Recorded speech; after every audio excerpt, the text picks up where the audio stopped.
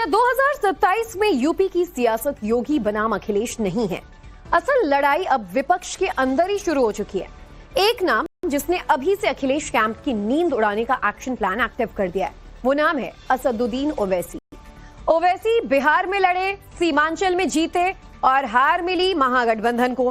तो क्या उसी सीमांचल मॉडल को ओवैसी यूपी में भी ग्राउंड जीरो पर उतारने की कोशिश में है?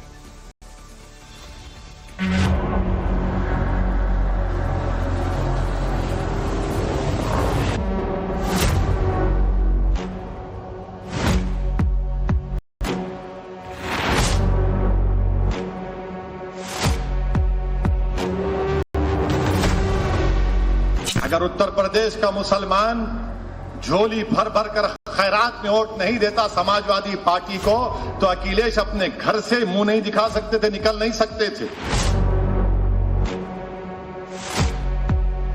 कभी आईने में अपना चेहरा देखो समाजवादी पार्टी के नेताओं। तुम्हारा अखिलेश, तुम्हारा भैया, जो तुम उसकी गुलामी कर रहे हो, तुम्हारा मुकद्दर सिर्फ दरी बिछाना है।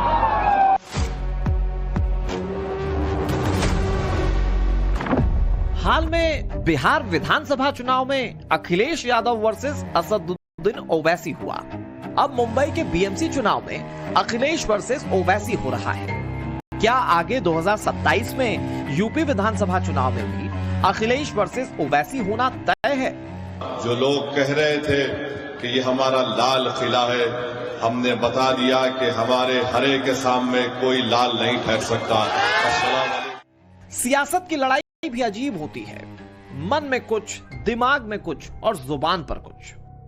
समाजवादी पार्टी के मुखिया अखिलेश यादव अभी भले ही एसआईआर, बीजेपी के साथ साथ कोडीन भैया पर मोर्चा खोले हुए हैं, लेकिन उनके इस मोर्चे का मकसद 2027 में छिड़ने वाली उत्तर प्रदेश की लड़ाई है। और जब बात उत्तर प्रदेश विधानसभा चुनाव की होगी तो अखिलेश यादव के दिमाग में ओवैसी भी घूम ही रहे होंगे, लेकिन जुबान पर अभी कुछ और ही चल रहा है। कई तस्वीरें दिखाई जा रही हैं, तो अगर हम तस्वीरों का ही सब कुछ ठीक मान लें और मेरे साथ खड़ा होने वाला ही अगर माफिया है, तो मेरी तस्वीर तो मुख्यमंत्री जी के साथ भी है, मेरी तस्वीर डिप्टी सीएम साहब के साथ भी है, मेरी तस्वीर दूसरे हाफ उनके साथ भी है। तो अगर मेरी तस्वीर और मुख्यमंत्री जी की तस्वीर आप देखते हैं, तो माफिया किसको पाएंगे आप? यह अखिलेश यादव का सबसे नया बयान है। इस बयान में उनकी जुबान पर भले ही उत्तर प्रदेश के मुख्यमंत्री या उप मुख्यमंत्री हो, लेकिन एक और नाम उनके जहन में बार बार दस्तक जरूर दे रहा होगा। यह नाम है AIMIM के अध्यक्ष असदुद्दीन ओवैसी का।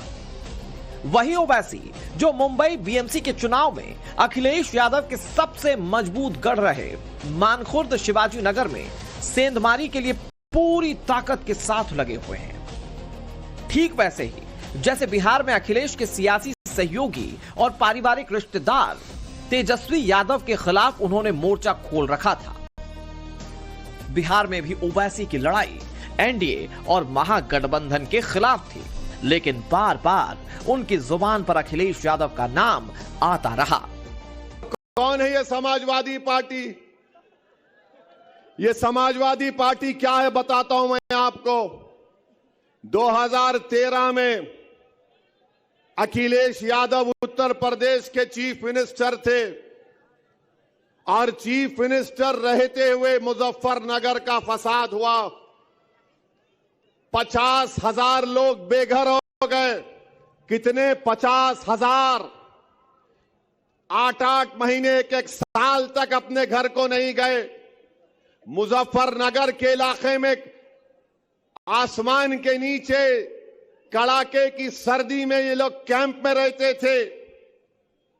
उस कैंपों में 2 या 3 दिन मैं फिरा। बिहार में भी अखिलेश वर्सेस ओवैसी की इस लड़ाई के पीछे की असली वजह उत्तर प्रदेश में होने वाला विधानसभा चुनाव ही रहा, जहां 2017 से ओवैसी की पार्टी AIMIM अपनी सियासी जमीन तलाश रही है। बिहार चुनाव में मिली जीत के बाद ओवैसी का कॉन्फिडेंस उत्तर प्रदेश के लिए भी हाई है। दीन, धर्म, ईमान, मुसलमान की बात कर ओवैसी उन सियासी दलों के लिए चुनौती खड़ी कर रहे हैं जिनकी राजनीति में मुस्लिम वोट बैंक का रोल बड़ा रहा है। इसीलिए उत्तर प्रदेश में इस बात की चर्चा जोरों पर है कि एक बार फिर ओवैसी का नाम अखिलेश यादव की बेचैनी बढ़ा रहा है। सवाल सिर्फ इतना नहीं है कि AIMIM सीटें कितनी जीतेगी, सवाल यह है कि ओवैसी किसका खेल बिगाड़ेंगे और किसका रास्ता आसान कर देंगे। क्योंकि बिहार विधानसभा चुनाव के नतीजों से मैसेज बहुत क्लियर मिला। जहां जहां ओवैसी मैदान में उतरे वहां लड़ाई सीधी नहीं रही बल्कि त्रिकोणीय हो गई। कि बहुत से लोग इस बात का इनको तकलीफ है और तनकीद कर रहे हैं कि असदुद्दीन ओवैसी दीन का सहारा लेता है। मैं लोगों से कहना चाह रहा हूं कि किसी शायर ने अच्छा कहा था कि जलाली बादशाही हो या जमहूरियत का तमाशा हो, जुदा हो दीन से सियासत तो रह जाती है चंगेजी। मैं अपने दीन को हरगिज छोड़ने वाला नहीं हूं, मैं अपने ईमान को छोड़ने वाला नहीं हूं। तो बिहार के बाद AIMIM चीफ असदुद्दीन ओवैसी का यूपी प्लान क्या सच में 2027 में बड़ा खेला करेगा? अगर बिहार की तरह उत्तर प्रदेश में भी ओवैसी की सियासी ताकत बढ़ेगी तो ये किसके लिए आफत बनेगी, वोट कटवा या किंग मेकर?